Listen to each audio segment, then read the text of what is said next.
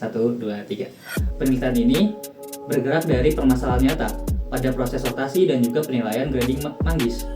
Pada praktiknya, proses pemilahan manggis itu masih banyak dilakukan secara manual melalui pengamatan visual dan juga ukuran tangan manusia. Dan metode ini memiliki beberapa kelemahan utama. Yang pertama, hasil penilaiannya itu bergantung pada subjektivitas operator atau si pemilah ini, sehingga antara satu orang dengan orang yang lainnya itu memiliki keputusan yang berbeda di satu kondisi buah yang sama. Dan yang kedua adalah kekurangannya, metode ini tidak konsisten dalam digunakan di skala yang besar, terutama pada manggis yang produksinya meningkat atau panennya meningkat, sehingga hal ini itu berpengaruh pada distribusi juga dan juga nilai jual buah manggis, khususnya ekspor yang memiliki standar mutu yang tinggi.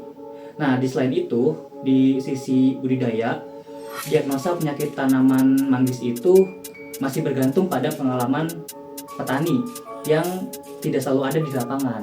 Nah, oleh karena itu dibutuhkan sistem bisa dibilang seperti komputasi cerdas untuk membantu proses pengambilan keputusan secara objektif dan juga konsisten, seperti itu. Berdasarkan permasalahan tersebut, tujuan utama dari penelitian ini yaitu mengembangkan sistem pendukung keputusan yang mampu membantu proses grading dari buah manggis dan diagnosis penyakit dari tanaman manggis secara otomatis. Nah, pendekatan yang kami gunakan yaitu menggunakan kombinasi dari machine learning dan sistem pakar. Nah, machine learning di sini kami menggunakan untuk menangani permasalahan dari klasifikasi mutu buah berdasarkan citranya. Sedangkan sistem pakar yang kami gunakan untuk menangani proses pengambil keputusan yang berbasis pengetahuan dari pakar itu sendiri. Nah, dengan pendekatan ini, sistem kami diharapkan bukan hanya memberikan hasil dari klasifikasi tersebut, tapi juga dapat memberikan penjelasan serta rekomendasi yang mendekati cara berpikir dari seorang pakar. Baik, yang kemudian masuk ke dalam arsitektur IoT, yang dimana pada proyek kami dibagi menjadi 3 bagian. Yang pertama ada perception layer, kedua ada network layer, dan ketiga ada application layer. Pembagian ini bertujuan agar sistem memiliki struktur yang jelas, serta scalable dan mudah dikembangkan. Baik, yang pertama ada perception layer, di mana proses dimulai ketika buah manggis masuk ke dalam area input atau dalam kotak, dan akan dibawa melalui konveyor menuju untuk area inspeksi. Pada perception layer, kamera akan mengambil citra manggis untuk dianalisis, dan berdasarkan hasil analisis nanti, sistem akan menentukan grade manggis sesuai kriteria yang telah ditetapkan. Setelah grade ditentukan, sensor digunakan untuk mendeteksi posisi buah manggis pada jalur sortir sesuai dengan grade yang telah ditentukan.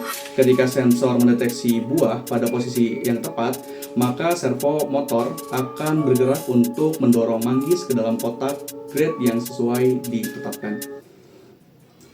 Baik, yang kedua ada network layer, yang dimana pada network layer ini microcontroller mengirimkan data hasil analisis dan sortasi melalui jaringan Wi-Fi menggunakan protokol MQTT. Pada sistem ini, HiveMQ digunakan sebagai broker MQTT yang berfungsi untuk mengelola komunikasi publish dan subscribe antara perangkat di lapangan dengan aplikasi monitoring. Penggunaan HiveMQ memungkinkan pertukaran dan berlangsung secara real time, ringan, dan andal. Baik, yang terakhir ada application layer, yang dimana pada proses application layer ini, data yang dikirimkan melalui HiveMQ tadi ditampilkan ke dalam dashboard IoT yang dapat diakses melalui laptop. Kemudian selain itu, data hasil sortasi disimpan ke dalam database berupa Firebase sebagai dokumentasi dan bahan evaluasi kualitas serta kinerja sistem. Dengan penerapan arsitektur IoT dan penggunaan broker HiveMQ, sistem sortasi manggis ini menjadi lebih terintegrasi, efisien, dan siap dikembangkan untuk kebutuhan sistem pertanian modern. Data yang kami gunakan berupa data internal dan juga data eksternal. Nah, data eksternal sendiri kami menggunakan citra buah manggis yang kami dapatkan dari dataset daring, dan juga kami gunakan sebagai data latih karena memiliki variasi model yang lebih beragam. Tahap pemrosesan dilakukan guna untuk memastikan seluruh citra memiliki format yang seragam. Nah, setiap citra diubah formatnya menjadi 256 x 256 pixel guna untuk menghindari perbedaan dimensi yang mana mempengaruhi dalam proses ekstraksi fitur. Nah, terus setiap citra diubah ke grayscale guna untuk mendukung proses analisis tekstur yang mana ini termasuk ke dalam metode GLCM. Fitur engineering merupakan tahap penting karena kualitas fitur dapat menentukan kualitas performa dari machine learning. Untuk fitur-fiturnya sendiri, kami ada beberapa fitur yang kami ambil. Yang pertama adalah fitur warna. Fitur warna diekstraksi dari nilai min dan standar deviasi dari kanal RGB. Fitur ini dipilih karena perubahan kulit manggis berkaitan erat dengan tingkat kematangan dan mutu buah. Selain fitur warna, digunakan juga fitur tekstur yang diekstraksi menggunakan Gray Level Covariance Matrix atau GLCM. GLCM digunakan karena dapat merepresentasikan kulit manggis ya seperti ketidakaturan dan keteraturan dari kulitnya, sehingga yang tidak dapat ditangkap oleh fitur warna saja. GLCM juga dipilih mempertimbangkan efisiensi komputasinya sehingga cocok untuk sistem IoT kami yang menggunakan sistem machine learning klasik. Pada tahapan klasifikasi, kami menggunakan beberapa model machine learning yang kami bandingkan. Diantaranya kami menggunakan decision tree, kemudian kami menggunakan random forest, dan juga kami menggunakan logistic regression, di mana ketiga algoritma ini memiliki karakteristiknya masing-masing. Untuk decision tree, kami menggunakannya karena memang model ini menggunakan penggambaran seperti halnya pohon, akar pohon, sehingga nanti hasil yang didapatkan itu merupakan hasil yang jelas. Kemudian untuk model random forest, seperti yang kita ketahui bahwasanya model ini merupakan pengembangan dari decision tree, di mana menggabungkan beberapa pohon decision, sehingga nanti hasil yang diberikan itu merupakan hasil yang jauh lebih stabil dan juga lebih akurat. Untuk penggunaan model yang terakhir, yaitu model logistic regression, kami menggunakannya karena memang model ini biasanya digunakan sebagai baseline-nya. Untuk algoritma ini sendiri menggunakan perhitungan linear yang sederhana, sehingga cocok untuk dibandingkan dengan model-model lainnya. Maka dari itu, penggunaan dari ketiga model ini kami lakukan supaya nantinya kita dapat membandingkan dan juga kita mendapatkan hasil yang objektif untuk perbandingannya. Dan juga dari ketiga model ini kita bisa mengetahui model mana yang bisa memberikan hasil yang terbaik. Oke, tadi kita kan sudah memilih 3 algoritma machine learning klasik. Yang pertama ada random forest, kemudian ada decision tree, dan juga ada logistic regression. Nah, dari 3 algoritma tersebut, kita latih dan juga kita train model-model ini dengan tingkat 80 train dan 20 evaluasi. Nah, hasilnya itu menunjukkan bahwa dari evaluasi ini kita menggunakan recall, kemudian ada presisi, dan juga ada akurasi. Hasilnya menunjukkan bahwa model dengan menggunakan algoritma random forest itu lebih tinggi, yaitu sekitar 0,97. Pun dengan decision tree itu sekitar 0,94 dan logistic regression itu sekitar 0,84. Nah, dari hasil evaluasi ini memang menunjukkan bahwa random forest memiliki tingkat akurasi yang lebih tinggi. Maka dari itu, kita mencoba untuk mengimplementasikan random forest pada sistem yang sudah kita bangun. Namun, sayang sekali hasil dari random forest ini ternyata banyak sekali buah manggis yang tidak sesuai dengan grading yang sudah kita tentukan. Akhirnya, kita coba 2 model lainnya, yaitu tadi ada decision tree dan juga logistic regression.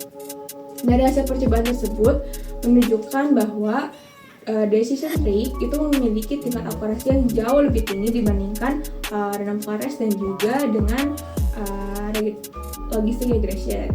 Itu kemudian kita simpulkan dan kita memutuskan untuk menggunakan decision tree sebagai model terpilih yang kita gunakan di sistem kita saat ini. Oke, selanjutnya sistem kedua, yaitu rekomendasi pengolahan pasca panen manggis. Di sistem ini, user akan menginput suatu range dari 0 sampai 100 berupa jumlah dari tingkat kebusukan buah atau keadaan cuping buah ataupun jumlah dari grade A, B, dan C-nya. Nah, dari nilai tersebut akan dispesifikasi atau dikonversi ke nilai linguistik berupa rendah, sedang, dan tinggi. Kemudian nilai itu akan diaplikasikan kepada aturan if-then. Nah, ketika sudah menghasilkan keputusan tersebut, keputusan akhir rekomendasi tersebut akan didifusifikasi lagi sehingga menghasilkan sebuah nilai kepercayaan yang menjadi rekomendasi akhir dari sistem ini. Oke, sekarang kita lanjut ke bagian sistem bakar.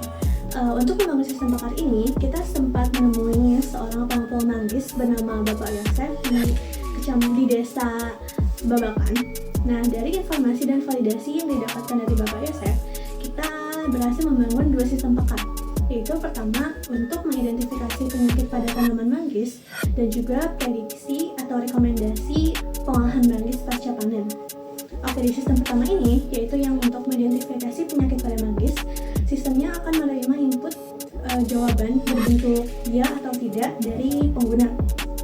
Lalu, sistem akan mencocokkan gejala yang dimasukkan pengguna tadi dengan gejala-gejala dari setiap penyakit.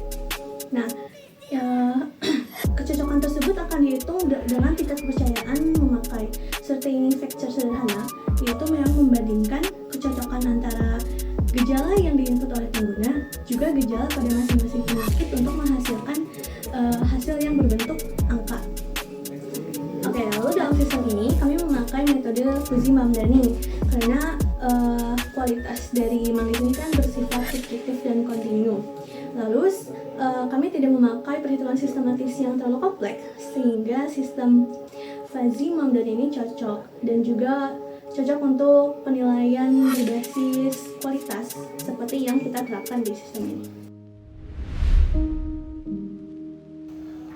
Proses sortasi manggis secara manual masih banyak sekali kendala, mulai dari efisiensi waktu, kestabilan dari sortasi, subjektivitas visual manusia itu sendiri, bahkan sampai pembusukan oleh keringat tangan manusia. Oleh karena itu, kami hadir membawa teknologi Mangosteen.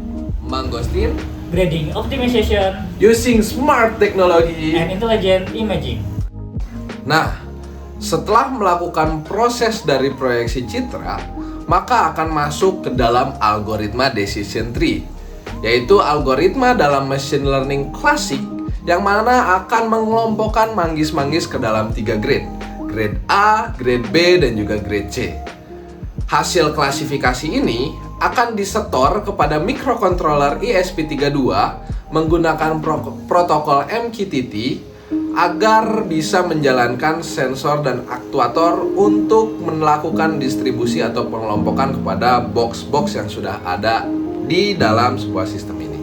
Teknologi ini hadir menggunakan sistem proyeksi citra grafika komputer dan juga kombinasi dengan machine learning, sehingga ketika webcam ini mendeteksi dari manggis itu sendiri di konveyor berjalan otomatis, maka webcam ini akan memproses dari proyeksi citra segmentasi HSV menggunakan region of interest atau ROI dan juga mengubah atau mengatur segmentasi dari tekstur dan warna manggis itu menggunakan GLCM atau Gray Level Co-occurrence Matrix. Selain itu, sistem ini menggunakan Firebase Real-Time Database dan juga dashboard berbasis web untuk memonitoring hasil sortasi buah manggis secara real-time. Dan hasil implementasi dalam sistem ini menunjukkan bahwa sortasi pada buah manggis klasifikasinya itu mampu berjalan secara baik dan juga terintegrasi dengan IoT. Seperti itu.